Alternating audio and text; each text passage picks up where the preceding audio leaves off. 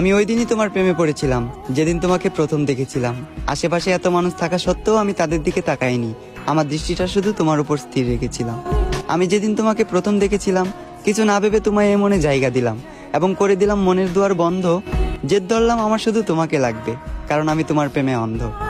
ধীরে ধীরে আসক্ত হয়ে গেলাম আমি তোমার প্রতি। কখনো তুমি আমায় ছেড়ে যাবে না দিয়েছিলে এমন হাজারো মিথ্যে প্রতিশ্রুতি। তবে আমি ধরতে পারিনি তোমার অভিনয়, কারণ তুমি ছিলে অভিনয়ের সেরা, নিখুঁত একজন অভিনেত্রী। আজ আমার এই দুঃখের দিন দেখতে হতো না, তুমি আমার সাথে থাকতে। যদি তোমার জন্য সুসংবাদ, আমি তোমাকে মন থেকে মাফ করে দিয়েছি। তবে তোমার জন্য দুঃখের সংবাদ এটাই, আমি আজও তোমাকে মনে করে কাঁদি।